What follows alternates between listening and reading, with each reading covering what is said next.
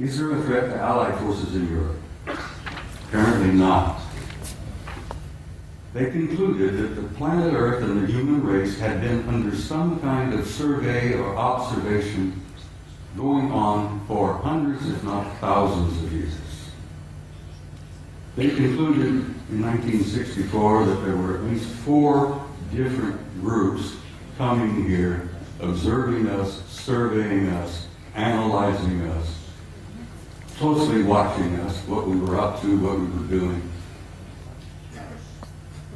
They concluded that there did not appear to be a military threat involved because the repeated demonstrations of incredibly advanced technology demonstrated to us that if they had been hostile or malevolent, there was absolutely nothing we could do.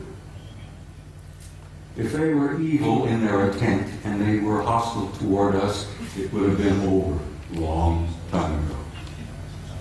So, the conclusion was there were 4 different groups involved. They had been coming here for a very, very long time. Apparently, they were not malevolent or hostile. The question was, what the hell are they doing here? Why are they here? And why are they interested in us? Well, they did not know in 1964 what their agenda or their motives were. And I will tell you honestly and frankly that even today, our authorities, our senior military, our national security people, still don't totally grasp what their motives are, what their agendas are. Well, this study in 1964 was simply a beginning for me. As I said, I was never quite the same again. As I jokingly say, I used to be a normal human being. And after I read that study and launched on my 45 years of research, I lost all aspects of normality. I will be frank and tell you that over the years of my study and the material that I've learned and gathered has brought about in me a complete destruction of my old world view, my old world paradigm, the world view that I held since I was a kid, growing up. Everything made sense, I knew why we were here, where we were going, what was taking place. After I spent 45 years on this, it all collapsed around my knees. That was the destructive aspect of my personality. That was the part that changed me completely from the kind of human being that I had been before into the kind of human being I am today. Ladies and gentlemen, I am totally alienated. No pun intended. I've said in a couple of interviews and briefings and such, I have had for many, many years, a love-hate relationship with the human race. One moment I love you, the next minute I hate your guts. One minute I adore you for your potential and the beauty of your music and your literature and your art, and the next minute I'm saying, to hell with all of you, blow them up, let them blow themselves up, clean the planet off, get rid of them. Part of the struggle of having lost your old worldview when your old paradigm collapses around your knees. So the man standing in front of you here today is literally a human wreck as compared to what I used to be. But I feel pretty good about it.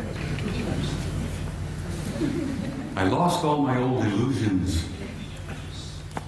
I opened my eyes and I saw the future. And I'm very happy about what I've seen. I've learned over the years from infinitely variety of sources here, there, and everywhere. I didn't retire from the Army until 1976, and I kept my top secret clearance up until that moment. After I retired, I went to work for the Federal Emergency Management Agency and worked another 14 years for the U.S. government, where I had a top secret clearance.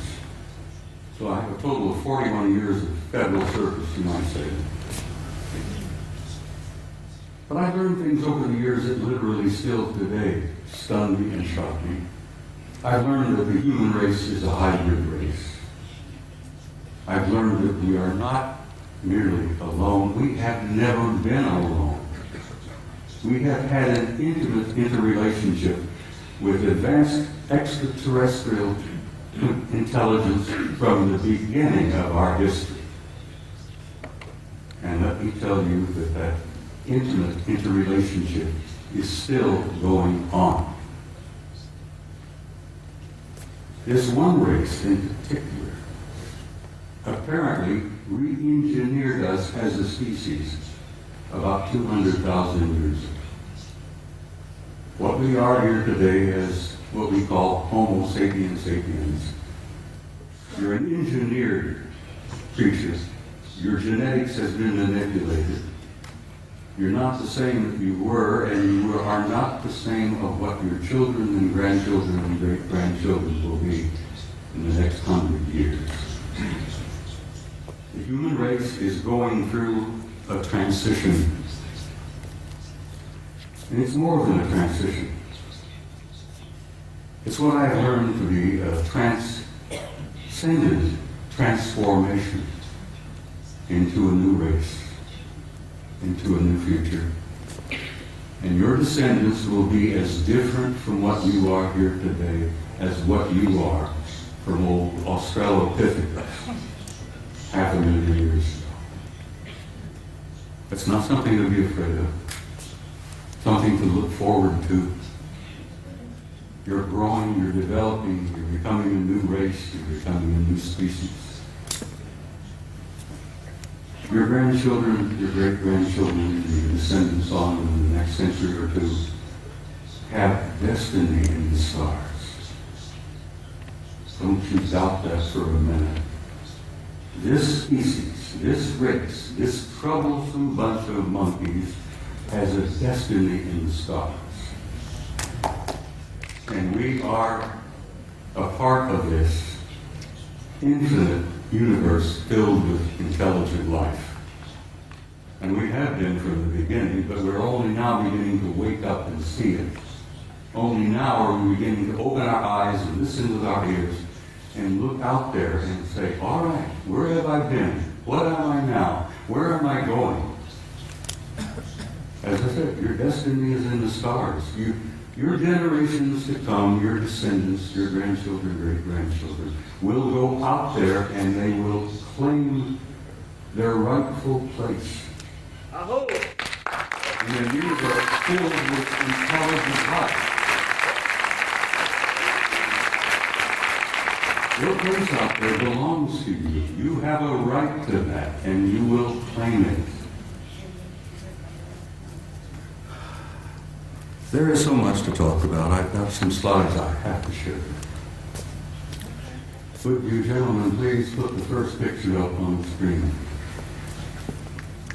I'm being assisted by some very wonderful people back behind the scene here. I'd like to start with a shot like this. Pictures of this nature is sort of inspiring. It gives you a glimpse of the community that you are a part of. A little glimpse of the stars out there.